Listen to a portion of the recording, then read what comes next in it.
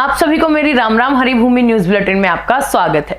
आज के बुलेटिन में हम सबसे पहले बात करते हैं दिल्ली ब्लास्ट के बाद हरियाणा में हाई अलर्ट की, जहां पुलिस कर्मियों की छुट्टियां रद्द कर दी गई हैं और इसी से जुड़ी फरीदाबाद की अल फलाह यूनिवर्सिटी में हुई एनआईए की रेड पर भी चर्चा करेंगे, जिससे स्लीपर सेल नेटवर्क का पर्दाफाश हुआ है। दूसरी तरफ धीरेन्द्र शास्त्री की पदयात्रा की सुरक्षा क्यों बढ़ाई गई, इस पर भी बात होगी। और अच्छी खबर यह है कि हरियाणा के अग्निवीरों को सरकारी नौकरी में आयु सीमा में छूट मिली है। और आखिर में मुख्यमंत्री सैनी ने गुरु तेग बहादुर जी के शहीदी दिवस पर की गई बड़ी घोषणाओं को जानेंगे। इन तमाम खबरों पर अब विस्तार से आगे बढ़ते हैं, तो बने रहिए वीडियो के अंत तक। सबसे पहले बात करते हैं दिल्ली ब्लास्ट का हरियाणा पर असर की। दिल्ली में लाल किला मेट्रो स्टेशन के पास हुए भयानक कार ब्लास्ट के बाद दिल्ली से सटे हरियाणा में सुरक्षा व्यवस्था बेहद कड़ी कर दी गई है।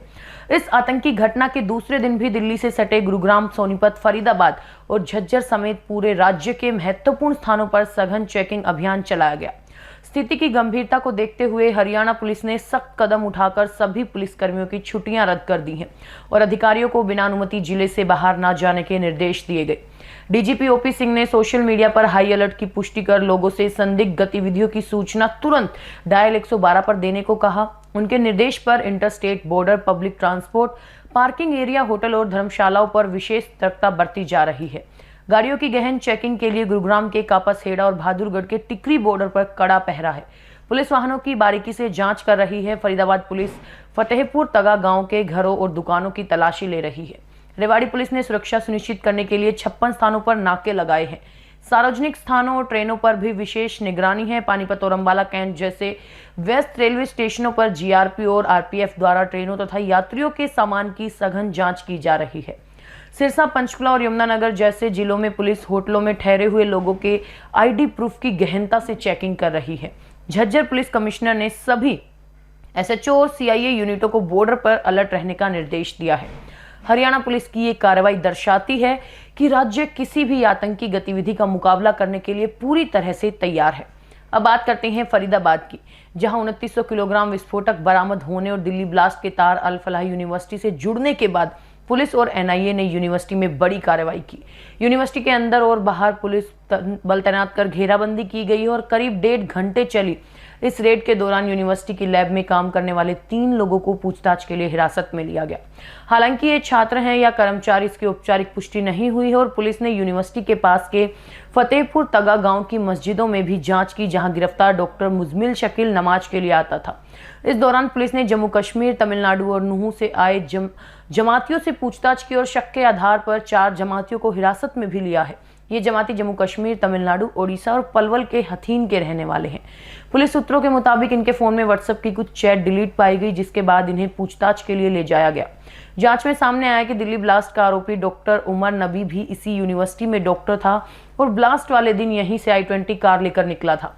इस केस में पहले ही डॉक्टर आदिल अहमद राठर, डॉक्टर मुजमिल शकील और लेडी डॉक्टर शाहीन शाहिद को भी गिरफ्तार किया जा चुका है। इन सभी के तार अल फलाह यूनिवर्सिटी से जुड़े हैं और पुलिस का मानना है कि ये साजिश व्हाइट कॉलर टेरर मॉड्यूल का हिस्सा है, जिसमें डॉक्टर्स का इस्तेमाल किया जाता है। अब बात करते हैं पलवल पहुंची सनातन एकता पद यात्रा की। दिल्ली कार ब्लास्ट के बाद हरियाणा में बागेश्वर धाम के प्रमुख धीरेन्द्र कृष्ण शास्त्री की सनातन एकता पद यात्रा की सुरक्षा बढ़ा दी गई। यात्रा चौथे दिन आज 11 नवंबर को फरीदाबाद पार करके पलवल पहुंच चुकी है। दिल्ली ब्लास्ट के बाद खतरे को देखते हुए धीरेन्द्र शास्त्री की सुरक्षा में पहले लगी 3 कंपनियों के अलावा 2 अतिरिक्त कंपनियां तैनात की गई हैं, जिससे अब कुल 5 कंपनियां पुलिस सुरक्षा घेरा बनाए हुए हैं। इसी बीच सोमवार शाम को पलवल में धीरेन्द्र शास्त्री की यात्रा देखने के लिए छत और छज्जे पर चढ़े लोगों के अत्यधिक वजन के कारण दुकान का छज्जा गिर गया, जिसमें कई लोग घायल हो गए। मंगलवार की यात्रा में मंत्री गौरव गौतम भी शामिल हुए। पलवल के गांव असावटा के पास धीरेन्द्र शास्त्री ने वाल्मीकि समाज के लोगों के साथ नाश्ता किया, जिसका उद्देश्य सामाजिक समरसता बढ़ाना था। और धर्मांतरण के विरोध में लोग पोस्टर लेकर यात्रा में पहुंचे, जिस पर धीरेन्द्र शास्त्री ने कहा कि हम इस्लाम के खिलाफ नहीं, लेकिन जो लोग घर वापसी करना चाहते हैं उनका स्वागत है। पदयात्रा में पहले दिन क्रिकेटर शिखर धवन और WWE wrestler Dilip Rana great खली भी यात्रा में शामिल हो चुके हैं। अगली खबर गुरुग्राम से। दिल्ली ब्लास्ट में इस्तेमाल कार गुरुग्राम आरटीओ में रजिस्टर्ड है। ब्लास्ट की जांच में एक नया सीसीटीवी वीडियो सामने आया। हरियाणा नंबर की इस i20 कार का पोल्यूशन सर्टिफिकेट 29 अक्टूबर को शाम 4:20 पर बनवाया गया था और फुटेज में दिख रहा है कि उस वक्त कार में 3 लोग मौजूद थे और सूत्रों के मुताबिक कार में लंबी दाढ़ी वाला तारिक भी मौजूद था, जिसके नाम पर डॉक्टर उमर ने ये कार खरीदी थी। कार का रजिस्ट्रेशन गुरुग्राम में मोहम्मद सलमान के नाम पर है। पुलिस जब सलमान को ढूंढते हुए सोहना की ग्लोबल हाइट सोसाइटी पहुंची तो वो सोता हुआ मिला। पुलिस ने उसे उसके भाई जावेद और पूर्व मकान मालिक दिनेश को हिरासत में ले लिया। पुलिस पूछताछ में सलमान ने बताया कि उसने 1.5 साल पहले ही ये कार सिफनी कंपनी को एक्सचेंज में बेच दी थी, जिसके दस्तावेज उसके पास हैं और उसकी पत्नी फरहा ने भी उसकी पुष्टि की। पुलिस सूत्रों को पता चला कि सलमान ने ये कार नदीम से खरीदी थी, फिर देवेंद्र को बेची और देवेंद्र ने अंबाला के गैराज को बेच दी थी। अब पुलिस गैराज से कार के अंतिम खरीदार का पता लगाने की कोशिश कर रहे हैं। अगली खबर भिवानी से। यहाँ गांव ढानी लक्ष्मण निवासी लेडी टीचर मनीषा मौत मामले में मंगलवार को ग्रामीणों ने पंचायत बुलाई। मनीषा के पिता संजय ने ग्रामीणों से गुहार लगाई कि उनकी बेटी को जल्द से जल्द न्याय दिलाया जाए। लंबे समय से चल रही जांच में तेजी न आने से नाराज ग्रामीणों ने फैसला लिया है कि 30 नवंबर को गांव में सांकेतिक धरना दिया जाएगा और इस धरने में शामिल लोग भूख हड़ताल भी करेंगे।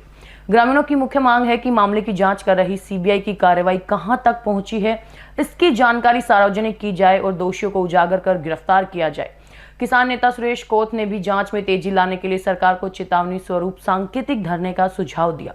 बता दें कि 19 वर्षीय शिक्षिका मनीषा 11 अगस्त को लापता हुई थी और उनका शव 13 अगस्त को गांव सिंघानी के खेतों में मिला था और परिवार ने इसे हत्या बताया था। हालांकि पुलिस ने पहले से आत्महत्या बताया था, लेकिन बढ़ते विरोध के कारण मामला सीबीआई को सौंपा गया था और मनीषा के शव को मिले 91 दिन बीत चुके हैं और सीबीआई को जांच शुरू किए भी 70 दिन हो गए हैं, लेकिन अभी तक कोई आधिकारिक जानकारी साझा नहीं की गई।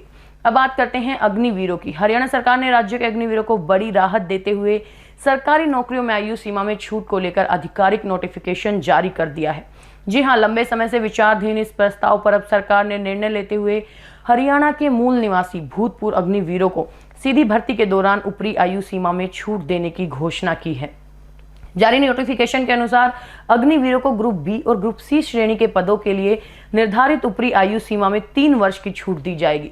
वहीं अग्निवीरों के पहले बैच जो जुलाई 2026 में रिटायर होगा को विशेष राहत देते हुए 5 वर्ष तक की आयु सीमा छूट का लाभ प्रदान किया जाएगा। इससे पहले हरियाणा सरकार की ओर से सेना से लौटने वाले अग्निवीरों को सरकारी नौकरियों में आरक्षण देने का फैसला किया जा चुका है, जिसके तहत उन्हें ग्रुप बी में 1%, ग्रुप सी में 5% और पुलिस कांस्टेबल भर्ती में 20% और वन विभाग में 10% हॉरिजॉन्टल रिजर्वेशन मिलता है। इसके अलावा पुलिस कांस्टेबल, वन रक्षक और वार्डन जैसे ग्रुप सी पदों पर भर्ती के लिए पूर्व अग्निवीर को शारीरिक जांच परीक्षा से छूट भी दी जाएगी। हालांकि उन्हें भर्ती एजेंसी द्वारा निर्धारित लिखित परीक्षा देना अनिवार्य होगा और हरियाणा से अब तक कुल 7,228 अग्निवीरों का चयन हो चुका है। आखिर में बात करते हैं हरियाणा के मुख्यमंत्री नायब सिंह सैनी की। मुख्यमंत्री ने श्री गुरु तेग बहादुर जी के 350वें शहीदी दिवस को समर्पित नगर कीर्तन यात्रा का पंचकुला के गोरखनाथ गांव से शुभारंभ किया। मुख्यमंत्री ने कहा कि ये यात्रा गुरु तेग बहादुर जी के तप, त्याग और धर्म के लिए उनकी शहादत को जन जन तक पहुंचाने का प्रयास है। उन्होंने घोषणा की कि 25 नवंबर को कुरुक्षेत्र में आयोजित होने वाले राज्य स्तरीय कार्यक्रम में प्रधानमंत्री नरेंद्र मोदी भी शिरकत करेंगे। सीएम सैनी ने इस अवसर पर अंबाला में स्थित गवर्नमेंट पॉलिटेक्निकल और यमुनानगर में बन रहे मेडिकल कॉलेज का नाम गुरु तेग बहादुर जी के नाम पर रखने का ऐलान किया। इसके अलावा चौधरी देवीलाल विश्वविद्यालय में श्री गुरु तेग बहादुर अनुसंधान पीठ स्थापित की जाएगी और लखनऊ साहिब में माता गुजरी देवी के नाम से VLDA कॉलेज बनाया जाएगा। ये नगर कीर्तन यात्रा आज गोरखनाथ से शुरू होकर 24 नवंबर को कुरुक्षेत्र में समाप्त होगी। हरियाणा की ऐसी ही मुख्य खबरों से जुड़े रहने के लिए हमारे चैनल पर बने रहिए। वीडियो अगर पसंद आई हो तो उसे लाइक करें, शेयर करें, सब्सक्राइब करें। खबर को अगर विस्तार से जानना है तो हरिभूमि अखबार पढ़ें या फिर हरिभूमि वेबसाइट पर जाएं।